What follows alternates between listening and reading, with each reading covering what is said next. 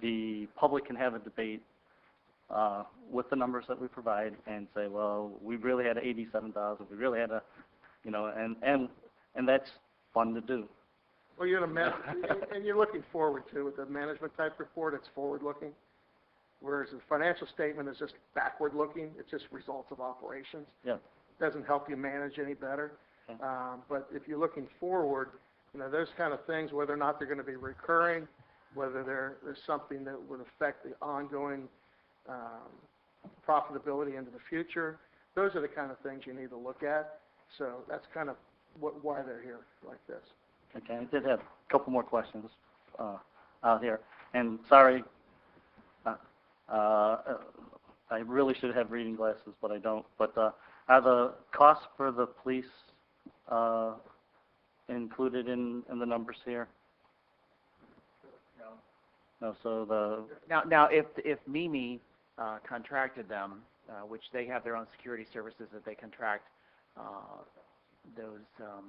those are in their expenses that they submit to us. But our police force, any overtime that's used is handled in the police budget. Okay. Yeah, we did talk extensively with their finance folks and The finance director, and we are, in terms of the way we are looking at allocating costs, the methodology is consistent among both Rays and the city. Okay, and that's fine too, as like that. But I think that's a cost that we should relay, and this is to the city manager, just a cost that we should relay to the public so they know that that's something that we provide and how much it costs us as we go forward with the music center. Yeah, security inside is reflected. The on the street is through the budget. So we're looking at a code, we couldn't find the specific code. It's just listed as special detail. So we're going to devise a code for next season that is specific to that, so they can be tracked through the payroll system. Right now, it's kind of a hit or miss guess. But the inside security is covered and costed in there. But it's on the it's on the street, traffic and stuff like that. We're going to specially code for next year so we can identify that. And now you do have the Mimi fee as $169,750. Is that because of only a partial year? Yeah, like I said, this is only through October 31st. Okay, so it'll be $225 at the end of the year. Yeah.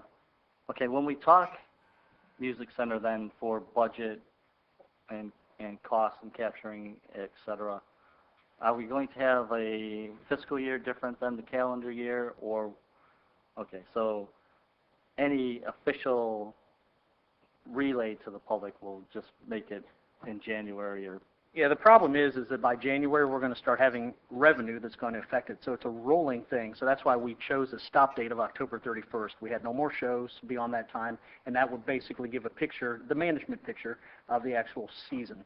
Not necessarily meaning to be a different fiscal, but month by month there's going to be additional fees. Once a show goes on sale, there could be a month in February that we've got hundreds of thousands of dollars of revenue and zero expenses, but that's not even close to what the picture is by the end of the season. So that's why we chose that stop date for reflective purposes. But again, the actual financial reports for the fiscal 2015 year are currently under review of the auditors. And would this included fees from October of last year then for Mimi?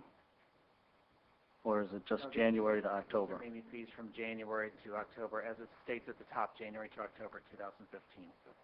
Okay. Okay. So next year, if you were to produce the same report, would you still do January to October 31st? Well, we haven't come to that yet, so we'll decide that when we get there. We'll probably do an annual. Everything all the financial reports we produce here. But there was a desire to have this presented as, that's why we're calling it a management report, not a financial report, because it's not fully audited at the end of the year. That information will appear as part of the CAFR that comes out June 30th. Right. So I would think that it would be appropriate to have the whole year's worth of Mimi's fees in there, since they were on contract last October as well. So we can put them in there because since it's a management report. Payable, we'll put them in there as payable because it's a management report. you know, we can add a payable, it wouldn't be a cash basis then, but we could add that payable. But you're right, it's reflective of what's going to happen for that particular season. Right. Yeah, That's what we want. that's fair. That's what we're going to capture here, is to give the general public what it costs for us to run a year over year Yeah. for the thing. And the other thing that I didn't notice, we're going to have an official profit or loss statement that will trigger a payment to Mimi in and above their normal fee. Do we know if we've gone, I think that occurs after $150,000? Yeah, we're not going to meet that. We're not going to meet that in the official report? Okay. All right.